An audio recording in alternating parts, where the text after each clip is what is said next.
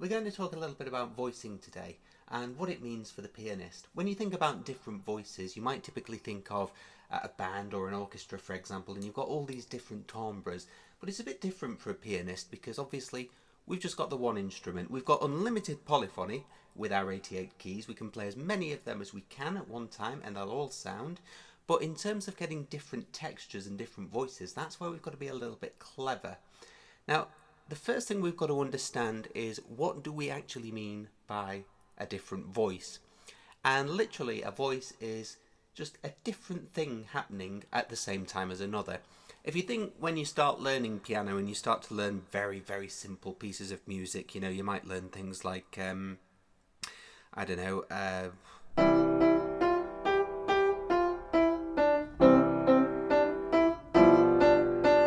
then you've got just one thing happening in the right hand, that's the melody, and in the left hand we've got chords. And believe it or not, despite the fact that that's got 3 notes in each chord, that just counts as one voice because it's one different thing happening.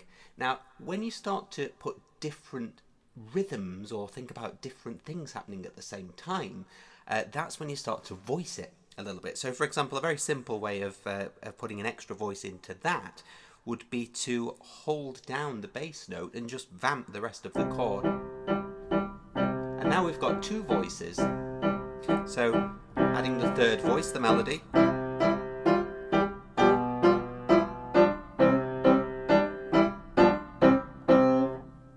And you've got a third voice. So we can have all sorts of different things happening at any one time. Despite the fact that we've only got 2 hands. Learning how to bring out different voices actually brings out the best in your performance. It's really the thing that separates a good pianist from a great pianist. You know, being able to bring out the melody or bring out the accompaniment at different times so that the right thing is dominating at the right time. That piece of music that I was playing at the very beginning is a perfect example. It's one of Schumann's romances. And in spite of the fact that it sounds very easy, you'd be forgiven for thinking that and then going to it and actually just playing through it wrong. Now, the way it's actually scored out is that you can actually see it's written across 3 staves. So the right hand, obviously they've written in German, Schumann, rechte Hand, is written across 2 staffs, which actually makes it a lot easier to pick out the fact that it is in 2 voices. But you would be forgiven for looking at that straight away and just immediately going.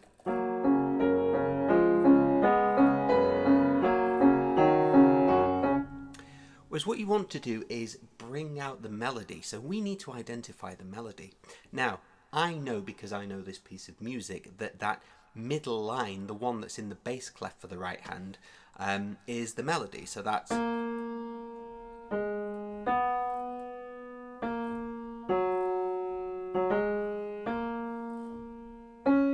And that's what we want to bring out. So what we need to do is find a way to balance the rest of our fingers so that only that, well, not only that, but mainly that is our area of focus so that everything else just complements it just right. So rather than,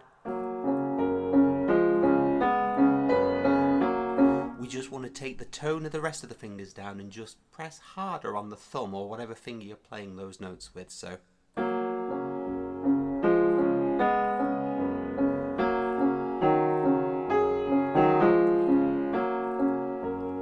note there, I got excited, but never mind. We're all in the learning process together. I'd say that in that performance that I just gave you as well, I mean, I've not listened to it back yet, but I would say that just from hearing what I heard, I'd say that my left hand was ever slightly dominating as well. So what I can do is just think about a way to just take down the tone of dynamic in that hand too, so that that hand, that finger in the right hand, is really that little bit stronger, so I'm tuning into it. Now, we're at a bit of an advantage here because generally we do tune into the higher note. So if I played you a C major triad, you would naturally, no matter what dynamics I was playing across those 3 notes, you would naturally tune into the higher one. But it's not necessarily the case, and we don't want to rely on that assumption. We want to get a bit of force there.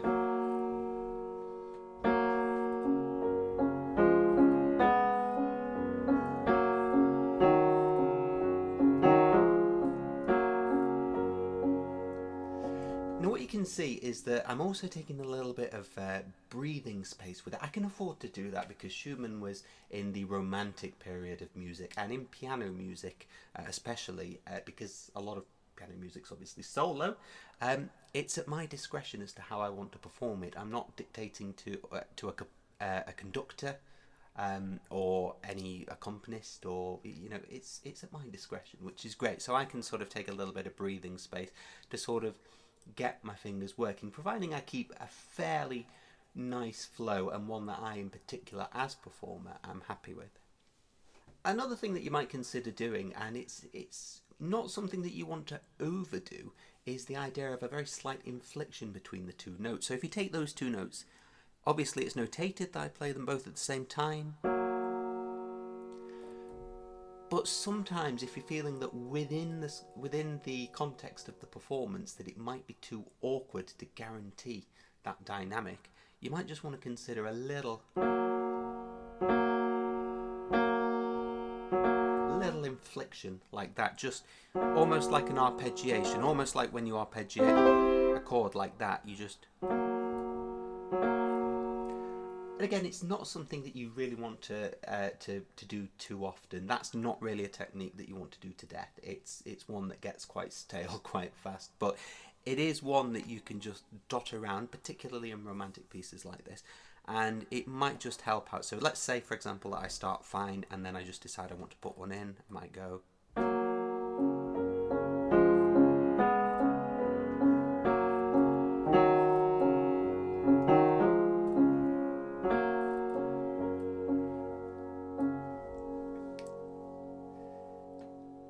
And there it is. Simple. One of the most famous examples of classical music that features very important voicing in the right hand is the middle movement, the second movement of Beethoven's very famous Pathetic Sonata, Adagio Cantabile. And on this occasion, you'll notice that we've got both parts written onto the one hand, onto the right hand, both voices. So we need to take this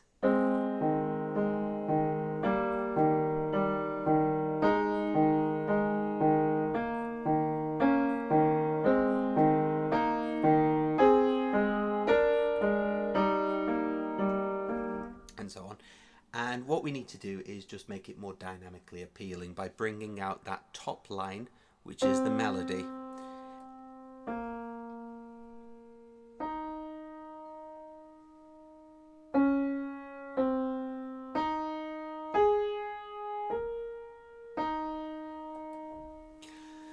We can tell that that's the melody for two reasons. Firstly, because of the nature of the note length. So if you look at the note lengths underneath it, we're talking in semiquavers, and also the intervals between the notes are a lot shorter as well, a lot of the time, which is much more in keeping with the cantabile, the singing quality of this. So obviously the accompaniment we have to assume is this, because that's not really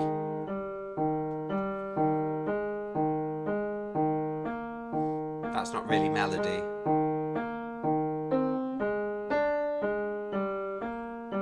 That's accompaniment. Can use exactly the same techniques. We just need to remember to sort of almost fall apart and remember where the strengths now of our fingers are. So obviously the in the right hand, it's going to be these fingers, so 5 and 4, that are going to be taking a lot of the notes in that melody. Not all of them, but a lot of them.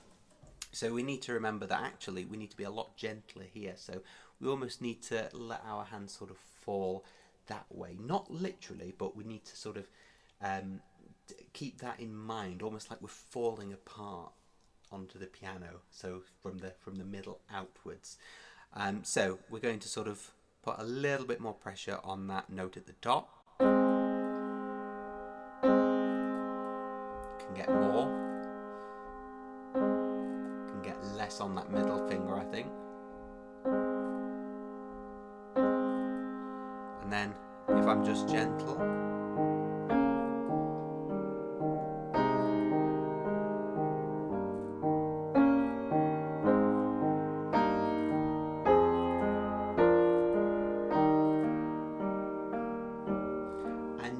use that inflection technique.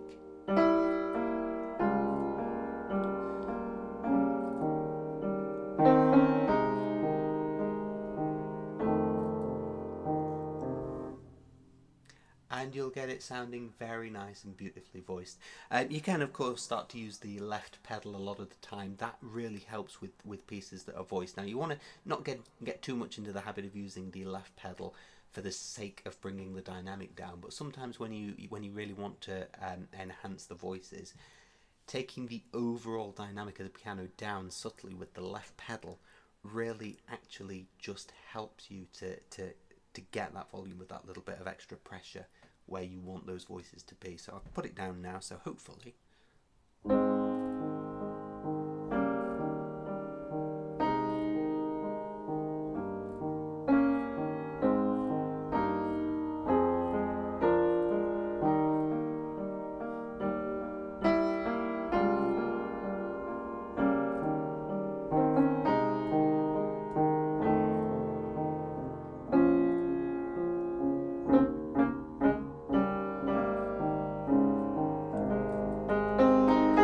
So on.